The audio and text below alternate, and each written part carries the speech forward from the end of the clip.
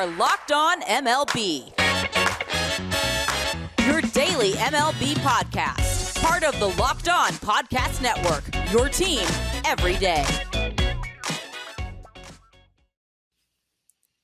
Hello, baseball fans, and welcome to Locked On MLB, part of the Locked On Podcast Network, where it's your team every day. This is the daily podcast. We talk about all of Major League Baseball. I'm your host, Paul Francis Sullivan.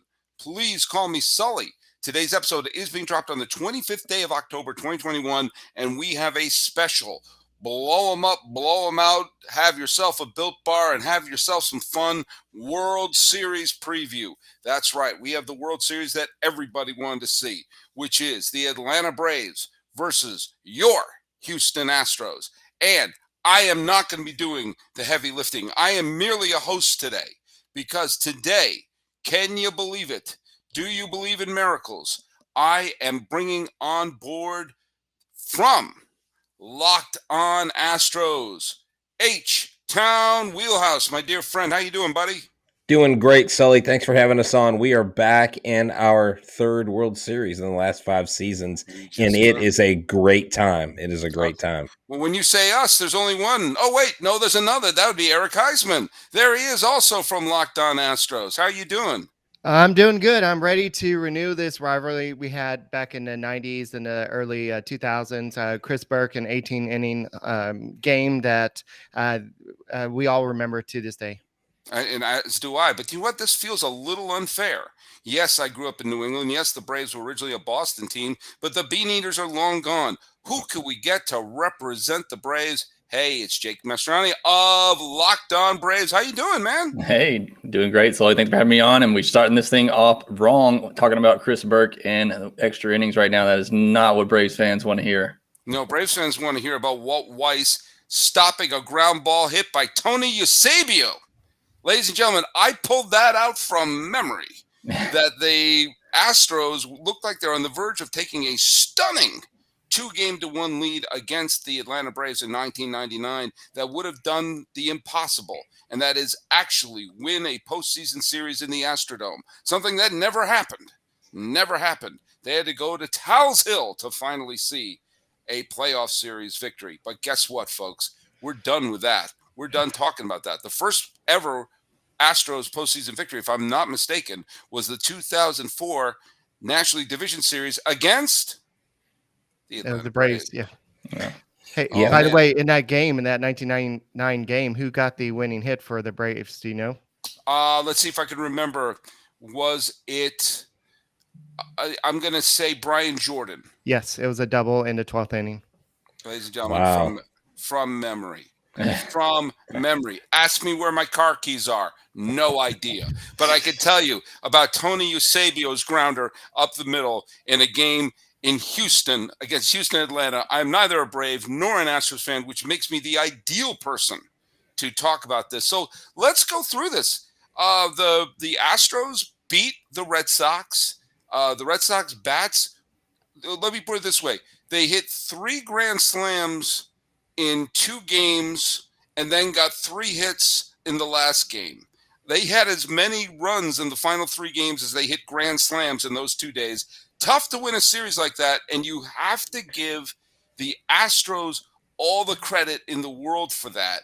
In the most unlikely place, which was their pitching staff. Their starting staff turned out some great starts, and their bullpen was absolutely unhittable. That's what we have going into the World Series now. So I think the Houston Astros, I look at this team compared to the 19 team and the 17 team and the 05 and 04 team, and this team has done more to get to where they are. They have fought more adversity. I don't know that this is the most talented World Series team, but I think it is the most battle-tested.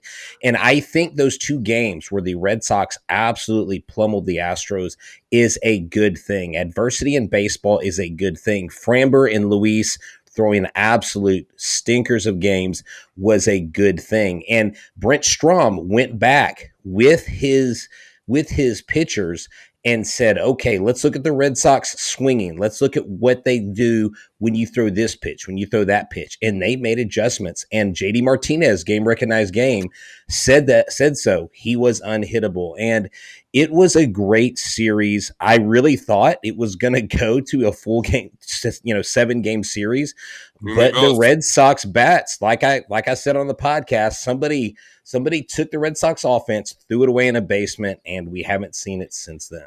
And don't forget about Martin Maldonado and Jake Odorizzi. They after that second game against the Braves, the Red Sox, where they lost, they both stepped up and said, "Hey guys, we can't let this happen. We can't give up. Remember last year? Remember this time? We are a team that battles adversity, and we are always coming up on top most of the time, and so we can handle this. We have been here before. We are battle tested, like Brett said, and the team responded. And yeah, it wasn't all at once, but they did it slowly but surely. But Framber Valdez." That was the big key. Him going 8 innings where he did not even go 5 batters or something. They took him out in the second inning in his first start. Yeah. So that was a big key. But you also got that great start from Luis Garcia in the clincher game. I mean, who of all the big name pitchers who've gone in this series, who are the 2 really quality starts that you get would be Valdez and Garcia. Go to BetOnline, and if you would put money on that, you would be able to afford a townhouse in Russian Hill in San Francisco right now. And I think that's how I judge wealth. But the fact of the matter is I do think that there's a symbiotic relationship. If you get a decent start, it helps the bullpen. Their bullpen was not worn to the teeth by the end of the series, and so they remained effective.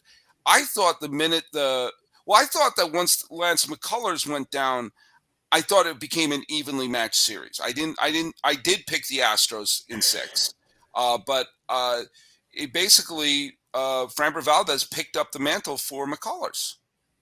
Yeah, he did, and that was key. That's everybody in Houston was like, great. I mean, we've all known Verlander's not there, and then we've got Bregman back; he's healthy, but it was also the offense, that picked things up. And we'll talk later on. Yordan Alvarez drove his car into an ALCS MVP.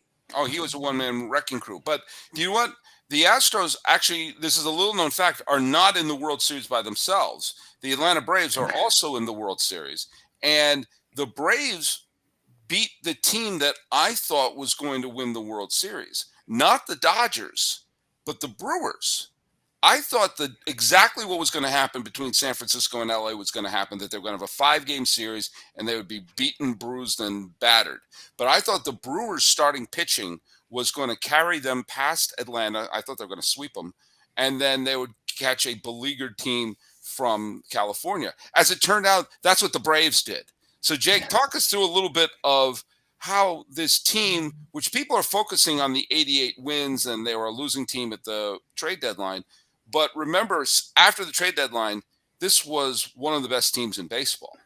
Yeah, you're talking about battle tested, and I know that's the theme for the Astros. I mean, this Braves team, I don't know how you can be any more battle tested. They lost 2 of their top 4 hitters pretty early in the year. Ronald Acuna Jr., who I think was going to run away with the NL MVP. They lost Marcell Ozuna really early in the year until legal issues, hasn't been back. They were hoping to get Mike Soroka back in April, maybe even May. He was going to be there. No, he didn't pitch at all this year. Right. He's their best starter. So, I mean, that's 3 of your best players, and you played most of the year without any of them. And, credit to Alex Anthopoulos, at the trade deadline, they were like 5 games back, under 500, and he still made the move to go for it. And, a little luck in there too. Everybody he traded for, whether it's Jock Peterson, Adam Duvall, Eddie Rosario, Jorge Soler, they have all stepped up and been just great. Like, not even just good. They've all been great. That doesn't always happen that way. So, you got to give them a lot of credit for that. And yeah, you talk about going into the postseason. This is a team that got hot at the right time. They were still under 500, at the early August. So, they got hot at the right time. I think a lot of people underestimated their starting pitching coming into the postseason. I did. Yeah. Because they matched up right with the Brewers, and I covered the Brewers as well. They have the best, what I thought, or I still believe, was the best pitching in all of baseball, and the Braves went toe for toe with them starting pitching wise and just had enough offense to outscore them. All those games were close. But the Dodgers series, I mean, again, you talk about being battle tested. They go up 2-0, win those 2 games at home, blow game 3 in a huge momentum swing with Cody Bellinger hitting that 3-run homer. And you thought, here we go again. They're going to blow another lead to the Dodgers. Dodgers are going to get over them. But they come back, fight back, win the next night. Then they get blown out the next night and come back and win it. So, I mean, this Braves team, I mean, they've been through it all this year. But they just have that mentality. They all talk about how much they love playing for each other. And you can see it in the way that they do fight for each other in that team. All right, I'm going to say 2 things here, especially because I was watching it here in Los Angeles County amongst a lot of Dodger fans. I can't tell you how many Dodger fans were saying, well, we've got injuries. And I said, yeah, they don't have Acuna Jr. Yeah. Okay. They had to cut and paste. I played 3 games in the outfield for the Braves this year. Yeah, I mean, we had Abraham Almonte starting in center field for a majority of the season with Guillermo Heredia. They tried to put Orlando Arce out there. I mean, it was really rough for a while. But one of the great things about, I mean, I was talking about this on another podcast, was that it just shows that you can't do something like who won the trade deadline. You can't evaluate that in July or August. You have to wait till now, because the Braves won the trade deadline. That they acquired Peterson, they acquired Rosario for Pablo Sandoval. Yeah. You know, they acquired their entire outfield was playing for different teams in July. And so when people are saying, oh, the Dodgers won with Scherzer and Trey Turner, or the Mets won by picking up, who they pick up? Was it Reyes? And, you know, all these stars that went around. No, the Braves won. The Braves won the trade deadline. And an intelligent thing that he did was he wasn't going for the splashy moves. He said, let's just make sure we have a ton of injuries. Let's make sure there's a major leaguer at every position. Right. And that's exactly what happened. And the Braves took advantage of the Mets' collapse, and then, you know, had played one of the best records in baseball after the trade deadline. You know, I'm glad you guys are bringing that up, because the Dodgers gave away their top prospect for 2 frontline stars. I mean, who wouldn't want Trey Turner and Max Scherzer on your team for a World Series run? And I said when they made that trade, if they don't make the World Series and win it, that's a bust of a trade. And Eddie Rosario, if anybody had any pre-inclinations that he was going to turn out to be the NLCS MVP, he was injured when the Braves traded for him. Exactly. So it's like, you know, and that's why I think both these ball clubs are in it, because it's not about who has the most talent. It's about who's doing the most late. Like, what have you done for me lately? We saw the Nationals make that surprising run in 2019. Now, I don't think the Braves are as strong as that national team, but the Astros aren't taking the Braves lightly, because they're in the World Series. They are the best team in the National League. And that, you were talking about talented Astros team. I think the 2019 team was the most talented one. I personally think that they had Brantley on that team. They had Garrett Cole on that team. You know, they had the experience of the World Series under. They had belt. Springer. They had all those guys. Yeah, they had they were full. I mean, there were some injuries here and there, but I think when I look at just the top to bottom of that team was pretty great. But, you know, it's great to watch these games. I got to ask you guys this question about watching games. I want to, do any of you find this scenario to be familiar? That you got one device that lets you catch the game live, another one lets you stream your favorite shows, you're watching sports highlights on your phone, you got your neighbor's best friends log in for the good stuff. I want to tell you 3 guys and everyone else watching or listening, there's a simple way to get all that entertainment that you love without the hassle, and a great way to get your TV together. Do you guys know what it's called? DirecTV Stream. DirecTV Stream. And yes, it brings you live TV and on-demand favorites together like never before, so you can watch your favorite sports, movies, shows, all in one place. And that means no more juggling remotes, and you don't need to buy another device ever again. Ever. And the best part, there's no annual contract. So get rid of the clutter, get rid of the confusion, and get your TV together with DirecTV Stream. You can learn more at directtv.com. That's directtv.com. And guess what, folks? I got to tell you this. Compatible devices required, and content varies by package. That's DirecTV Stream. DirecTV Stream. Okay. We're back to the podcast here. Nice jingle. Yeah, almost as good as Buy Minin. Yeah, well, they are not a sponsor. So let's take a look at some of the key matchups because this is an interesting matchup of teams, because these aren't the best teams from the regular season. And these may not even be the best teams that the Astros or Braves have put on the field this year. I personally think there is some evenly matched areas with their bullpens. I think are similar. I think they both have lineups that can have score in bursts, and I think that they each have a couple of starting pitchers that are interesting. By the way, I don't know if the Astros fans are familiar with one of the Braves starting pitchers. His name is Charlie Morton. I don't know if you've ever heard of him. Nope. Game one starter, Charlie Morton. Yeah, By the way, I this is the only time I'm bringing this up in this entire episode, but there will be a lot of people booing the Astros and saying, "Come on, Charlie Morton, I'm cheering you on because I hate the 2017 Astros," not realizing that Charlie Morton was the pitcher on the mound when they clinched the 2017 World Series. You boo uniforms, folks. That's all it is. You're booing laundry. And I swear to H-Town and Eric, that's the only reference I'm going to be making to that, because there's enough written, said about, and Astros Twitter already hates my guts. So back to the keys. Charlie Morton is starting game one for the Astros. No, with the Braves. He's starting with the Braves. That was weird. Man. Wouldn't that be weird? They trade for him right at the end. Yeah. They trade for him. Right. He rips off, "I'm still an Astro at heart." That would be a game changer. Let's hope that doesn't happen. Did Morton pitched against the Astros last year with the Rays, right? Yeah, Yes. he got shelled. He did get shelled. Okay. 3 innings, he was gone. Yeah, right, so we're not afraid of Charlie Morton. The Astros have Framber Valdez going game one. Okay, that's a good that's a really that's a really good starting pitching matchup there. Who do you think has the edge? It's almost like starting pitching almost doesn't matter anymore, which is kind of bums me out. But both teams having it. We've got Fried, Morton. You guys have Valdez. You guys, you have good starters on your team. It would be a little different if McCullers was pitching. But how do you think let's just talk about the pitching as a whole. How do you think the key matchups are and the key starts are? I think the pitching has to be what carries the Braves in this series. The Astros are going to hit. I think the Braves will be able to score. I don't think they're really scared of the pitching, other than maybe just unfamiliarity with them. But I think, yeah, exactly. But I think if the Braves are going to win the series, it's going to have to be behind their pitching and mostly their starting pitching. They're going to have to get deep outings from Morton, Fried, and Anderson, which looks like how it's going to line up games 1 through 3. If they're getting those guys consistently into the 5th and 6th inning, the bullpen has stepped up lately. That was probably the biggest weakness for the Braves coming into the postseason. But AJ Minter, Tyler Matzik, Will Smith, all looked really good, all from the left side. So that could be key with some of the Astros righties.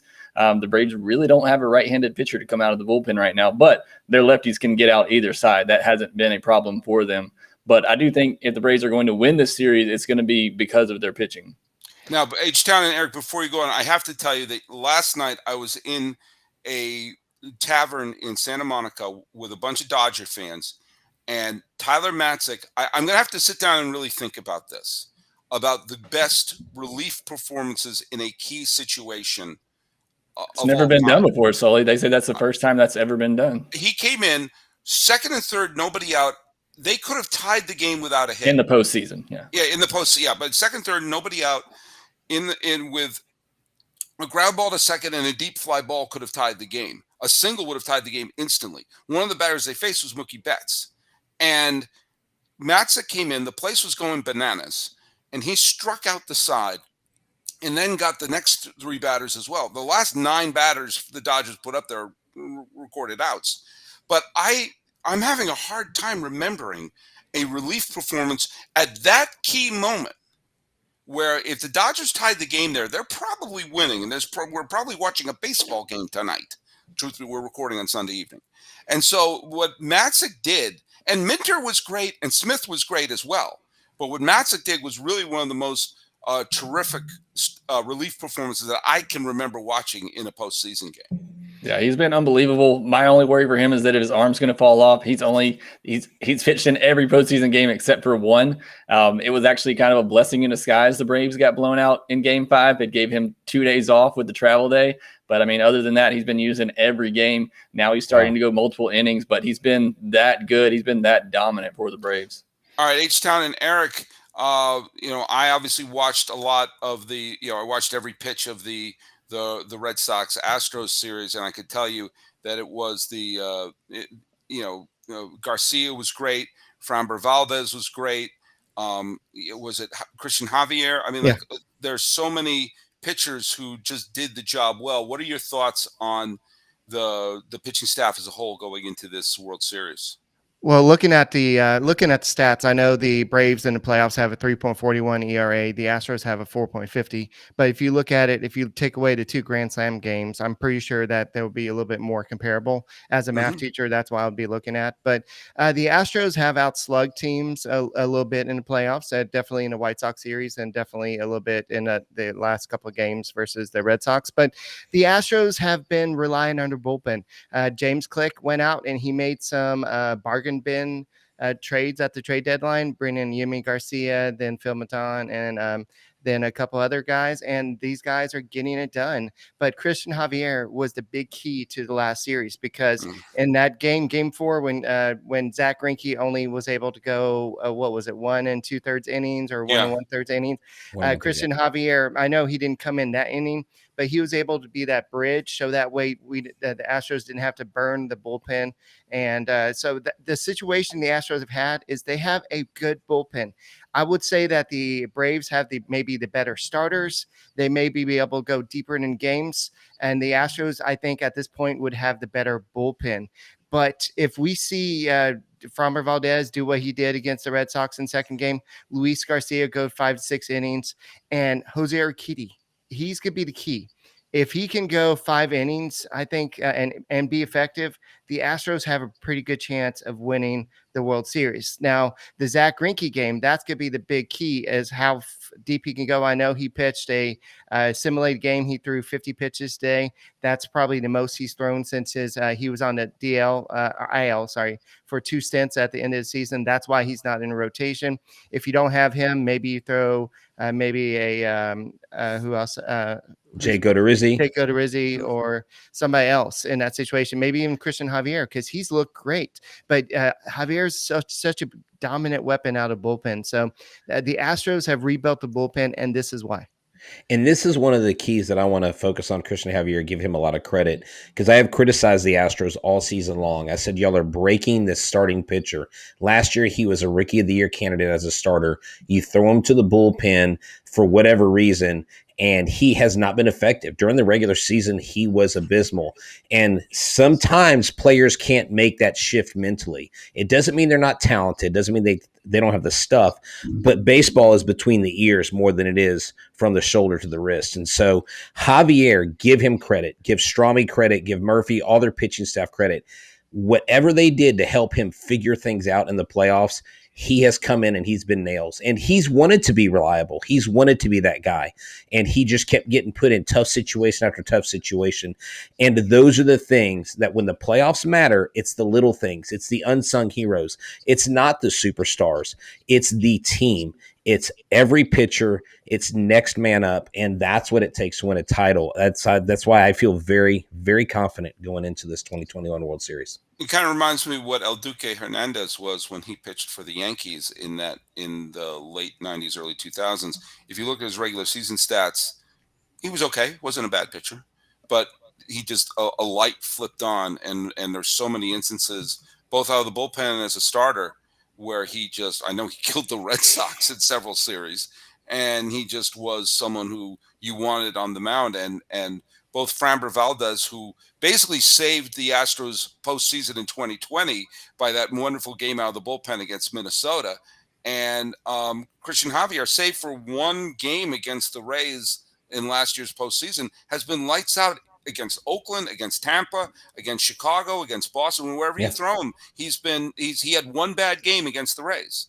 And so he's really he's a great a great weapon. And to talk about weapons, let's talk a little bit about the lineup.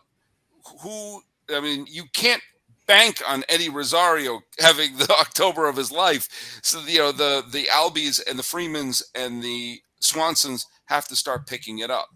Yeah, and that's true, but they also face probably the two best pitching staffs in all of baseball in their first two series. So, there's a lot of players in the Braves that have been struggling. You talked about Dansby Swanson. He's somebody that has to get going. Travis d'Arnaud is hurt right now. He is kind of an automatic out at this point. Those two guys are key at the bottom of the order. If they don't get going, there's going to be a big black hole at the bottom of the lineup. But other guys as well. Adam Duvall can get going. Ozzie Albies and Austin Riley are key. Riley had some big moments, but also kind of cooled off there in LA. So, if those guys get going, get clicking as well. And the DH, I think is going to help the Braves because they're going to be able to put Jorge Soler back in there as well. He missed 10 days, pretty much missed all of the NLCS because of COVID. So getting him back, he looked really good. And he had 2 at-bats since he came back, but he looked really good in his last one, was able to get a hit. So I think adding his bat to the lineup with the DH in Houston is just going to help that offense. So, yeah, there's guys there that have to step up. Rosario and Freeman pretty much carried them in that NLCS. So the rest of the lineup is going to have to pick things up because they are going to have to keep up with the scoring that the Astros are going to do. All right, Eric in H-Town, same question for you about the lineup. We know, it's odd. Both Correa and Altuve didn't have overwhelming statistical series, and yet when they got hits, they were huge. And I think the home run by Altuve turned that series around. The Red Sox were going to be up 3-1 without that home run. And I know there was a blown third strike call, but I said to Red Sox fans, it should not have been 2-2 in the ninth. There were so many lost opportunities. That being said, we also saw what Alvarez did. Huge hits from around. He just was a one-man wrecking crew. Tell me what you think about who needs to step up and what you think about the Astros offense, which is probably the best in baseball. I was at that game 1 where Jose Altuve turned that. Where he untied the game. Before that, Carlos Correa shifted momentum in that game because momentum exactly is definitely game to game. That is what it's going to take. Those guys, Altuve, Correa, they've got Yuli Gurriel. They've got Yordan Alvarez. They've got Kyle Tucker, who I think is one of the most underappreciated baseball players on the planet. The kid's swing is unbelievable in the field. He's got a cannon of an arm. And I think the keys are just the Astros go and do what they do best. They don't go down striking out a lot. They are very disciplined with pitches off the plate. They can't chase out of the zone, and they have to trust their abilities because if they let the Braves pitchers fool them off the plate, if they get in their head about an umpire that's maybe not calling it their way, then things can unravel. But it's baseball, and things can change on a dime, in one pitch. And so I think the key is Altuve will get key hits. Bregman will have key hits, but watch Yordan Alvarez, watch Kyle Tucker, watch Yuli Gurriel. Those 3, I think, are going to be your 3 brightest shining stars. And Chas McCormick may come in there and sneak in and steal some headlines as well. And Eric, what do you think about Michael Brantley? He's just a smart hitter in the lineup too. That's how deep the Astros lineup is. H-Town just rattle off a bunch of names. Oh yeah, Michael Brantley's there too. Well, yeah, and also it depends on you want to get Alvarez, especially once the series shifts to Atlanta. You want there's no DH there, so luckily you have Alvarez, who's been playing a lot of left field this year.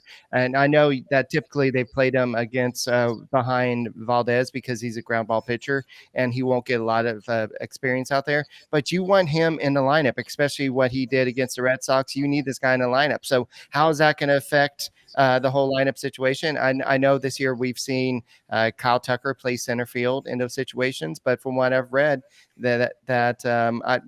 what's the field called? Truist Park. Yeah, Truist Park. But it's like the 5th biggest outfield in baseball, so it's a pretty big outfield, and that's to have a guy who doesn't normally play center field in Kyle Tucker playing there, then having Michael Brantley in right field, and then having Alvarez in the outfield, that may hamper the Astros defense, but that will get them the best offense out there. But going back to Michael Brantley, I know that he hasn't been at his best in this postseason yet. He's had some key hits, but at the same time, he's not blowing the cover off the ball. But he hasn't had to, because you have the young kids stepping up like Alvarez. You have some of the other guys stepping up. But I think especially if Alvarez does have to sit, some people like Brantley need to step up and kind of cover for him.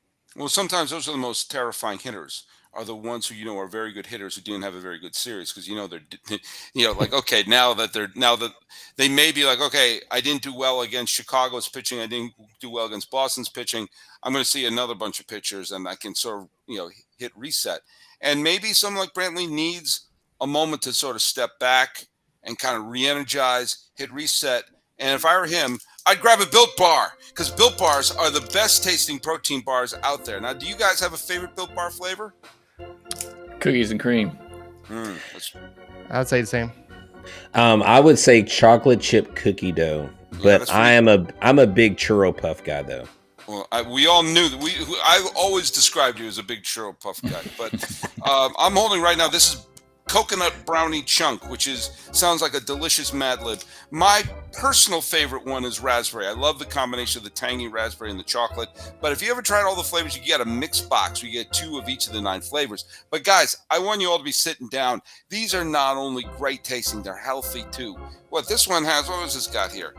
Only 150 calories on this one. It's got 18 grams of protein, 4 or 5 grams of sugar, 4 or 5 grams of net carbs. Order today, you get the grasshopper cookie, or your churro thing, or this coconut brownie chunk, raspberry, whatever you want. I'm not going to tell you what. That's so many great flavors. Built Bar is the official protein bar of the U.S. track and field team, which I think is pretty cool. Go to Built.com, use promo code LOCKED15, and you'll get 15% off your next order. Use promo code LOCKED15 for 15% off at Built Bar. BuiltBar.com. Hey, Sully, can I clarify something real quick with Michael Brantley? He's actually batting in .311 on this series with the postseason, but his OPS is .667. He has had some key hits. That's why I was saying he has that big doubles. Like he had a big double in that, and I think it was game 4 or game 5 that kind of gave them a lead. So I'm not saying he struggled big time, but I just would like to see a little bit more power versus the singles hitter that we've seen.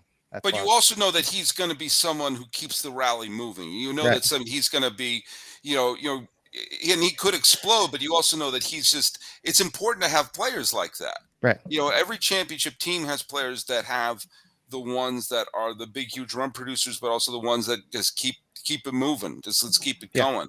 And I think that you're going to see, I don't know, we're in this tier. We're going to talk a little bit about the X factors. I want to hear your predictions, but Jake, what do you think the one sort of X factor, the thing that could, bounce here or there, could make or break the Braves' chances to win their first World Series title since David Justice homered off of Poole in Game 6? Yeah, 1995. It's been a while. We already talked about, the starting pitching. I think that's the biggest X factor. How deep can Morton and Fried and Anderson go in these games and keep that Astros offense at bay and give the Braves offense time to go to work against, their starters? Because I think the Braves will score. I think the Astros will score too. But I think the key is who can outscore in the early innings, and that's typically the key in postseason baseball anyway. When you're using your best relievers every night at the back end of games, who can get that early advantage. So I think that's going to be, the biggest X factor is, can the Braves starters keep the Astros at bay long enough to give the Braves offense a chance to go to work and get a 2-3 run lead going into those late innings? Because as good as the Braves bullpen has been, Braves fans are too scarred by 31 one-run losses this year. They have lost a lot of close games, second most in all of baseball, which is why they remained under 500 for much of the year. So again, as great as the bullpen has been, if you're a Braves fan and watching all year long, you still want that extra cushion going into late innings. But for me, the X factor is going to be those early innings for the Braves offense, trying to put up, 4 or 5 runs early in the game. And we talked about it too. It's the bottom of that order that just hasn't gotten going. Whether it's been Duvall, Darno, Swanson. If that bottom of the lineup can get going, turn it over for those guys at the top and Rosario and Albies and Freeman and Riley and set them up for RBI opportunities, then I think the Braves will be just fine in this series. All right, H-Town and Eric, same for you, talking about the Astros X Factor. I think the X Factor kind of counters y'all's early scores, your early inning scoring, because we have had late inning scoring where we have scored 1 or 2 runs to start a game. We have come back. We actually have a postseason record now, and I don't know where the count stopped, but last I heard it was 36 2-out runs this postseason, which is unbelievable. So when the Astros have 2 outs and it's the 9th inning, we still have opportunities. And so I think that's going to be the key. They have to continue to find a way to produce runs. The relief pitchers have to shove every time they're on the mound. They have to go out there and trust their stuff, not try to get too fancy. They've got to stay in the zone, and they've got to trust that Martin Maldonado, who's probably going to be behind the plate every game this series, that he's going to lead them. And he has been a key factor. That Kendall Graveman strike him out and then Martin Maldonado threw him out. The Red Sox, I think that sunk the ship for them. They were on a charge. They were building momentum, and they cut it down. And so I think the X factor is late inning runs and Martin Maldonado. And Eric, before I throw to you, I just want to say, whenever I've recapped any of the games on Locked On MLB this postseason involving Houston, I seem to constantly use the phrase, the game was a lot closer than the final score would indicate when it comes down to the Astros. Because it always seemed like, well, it was 4-2, but then they scored 4 runs in the – so it's like it sounded like a blow. Like, what, game 4 was 2-2 with 2 outs in the 9th inning, and the final score, it looked like they blew them out. No, right. The final score was close. Is misleading. I kept saying that phrase over and over again because the Astros – kept piling on. Eric, what do you think one of the X factors is here? I already said the X factor. It's going to be Jose Urquidy. How deep can he go? Especially, you want to save the bullpen, especially in the 7-game series. There's going to be a lot of – you can't go – you may not be able to go Christian Javier for 2-3 innings because of the no DH, especially in Atlanta. So that's something that you have to take consideration. So in game 3, you definitely need him to go 5 to 6 innings, and he's going to probably have to bat a few times. We'll see how Dusty handles that situation. But I think that Urquidy has got to set a tone. So let's say the Astros split the first 2 games, then you definitely want to get that game 3 in Atlanta. I know Atlanta fans are going to be doing tomahawk chop and that whole I did. That's the first time I guess I watched a Braves game yesterday, and I guess they turn the lights off and then do the whole phone chop or something. But it seems like it's a pretty cool atmosphere there. But I think the Astros seem to play well on the road, and there's that one series I forgot, wasn't the Washington National series where the road team won all the games, and so that's I mean. There's no such thing. I mean, sometimes there's home field advantage, but there's sometimes not. But I think it's overrated in baseball. It's really overrated in baseball, home field advantage, except for the walk-off situation. I wanted to just put in a quick final word before I get people's predictions here. I am, despite Astros Twitter hatred of me, I am an impartial observer on this particular World Series. I want a 7-game series. That's what I want. I want it to go down the wire. I want it to be a 7-game series. I want it to be thrilling games, much like the 1991 World Series, the single greatest World Series I ever saw in my life, where I was a sophomore in college watching that, and just sort of every game was just like an all-you-can-eat buffet of awesome. Now, I think that things for an impartial person, I know there's all the other narratives. There are things about the Astros that I think would be fun to see if they win. Not the least of which, Zach Greinke is one of my favorite people in baseball for a lot of different reasons, off the field and on the field. I've always admired him as a player and as a human being, what he means to some people, and his absolute bluntness. And I've always been a fan of his. He deserves a ring.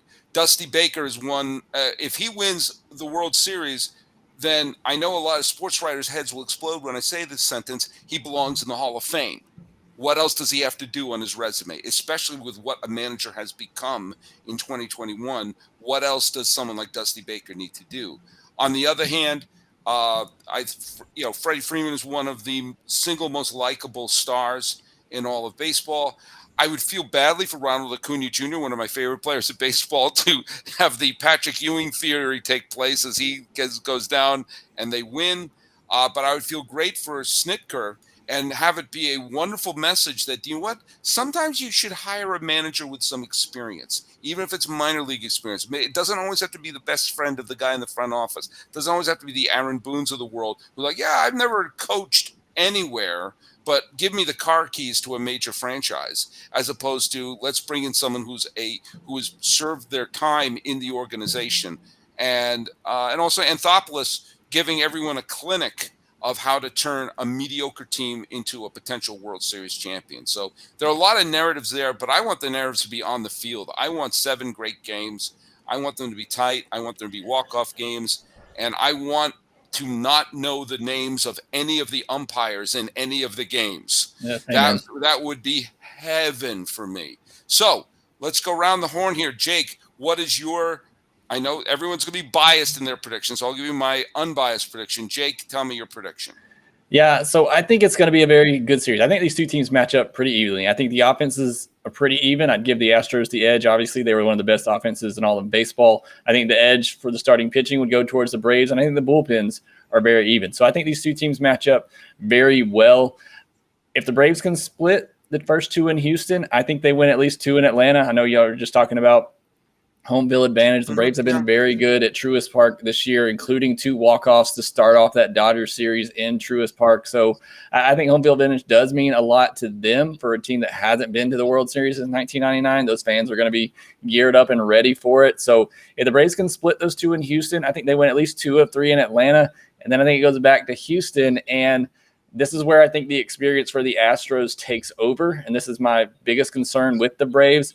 Are they just happy to be here, or are they ready to punch their ticket? Because, I mean, this is a team that has been trying to get over that hump and get back to the World Series for so long. You know, of course, I know they want to win it. They're going to say all the right things, but mentally have they been like, okay, we got over that hill, we're here, and are they just going to be, you know, happy with that? Or how mentally are they going to be into it to finish things off? But I certainly think they're capable of it. But I'm going to have to go with the Astros in 7 because of their experience. They've been on this stage. I think this is another stepping block for the Braves, much like how they blew the 3-1 lead to the Dodgers last year's NLCS. You know, they get over that this year. I think this is another kind of building block for them, and they come back and win it, you know, next year or the year after that, because they are still a very good young team that's going to be here for years to come. But if I had to make a prediction here, I'd go with the Astros, mostly because of their experience. Remember, they thought the Nationals were happy to be there too in 2019. Yep. Okay, let's go to Eric. Let's get your pick. Well, I think this may be selfish, but I have tickets for Game 3 at home, so that would be Game 6, and I think that the Astros would get it in Game 6. I would love to be there in that situation to be able to celebrate within that situation, but I just think that makes the most sense. I think that they'll probably maybe split the series at Minute Maid Park, the first 2 games, and then I think the Astros will do the same thing they did in Boston. They'll win 2 of the games in Atlanta, and then take care of business at home in Game 6. So I just think that's how I see it go in my head. And I know BetOnline.ag has the Astros odds of winning the World Series as negative 135, which is so they favorite the Astros to win the World Series as well. So I just want to throw it out there. H-Town, who do you got? Well, I've got the Astros in 6, but I've got the Astros winning the first 2, and I've got the Braves winning the next 2. And then the Astros winning the next 2. I think the Braves basically makes it look like they're stealing momentum, but the Astros don't leave town without a 3-2 lead, and they come back and clinch it to Game 6. And why I envy Eric now, because I got tickets to Game 2, and he got tickets to home Game 3. So great thinking on your part, Eric. But I don't think the Braves go without a fight. I think it's going to be a good series. I hope it's great baseball. I do hate that Ronald Acuna Jr. is not in this game, because he is a star that I've wanted to see play in person that I haven't been able to see. Best wishes to him. I know it sucks Same being for on the Lance sidelines. McCullers. Yeah, Lance McCullers, and so, but yeah, I think it goes 6. I think you might have a couple blowout games, but for the most part, it's going to come down to the bullpen and who can close out the game. All right, I want Astros fans and Astros Twitter to listen to me very, very closely, because you've said bad words to me, and I've said some bad words to you. Okay. I am picking the Houston Astros to win the 2021 World Series. And Eric, you're going to be mad at me. You wasted your money.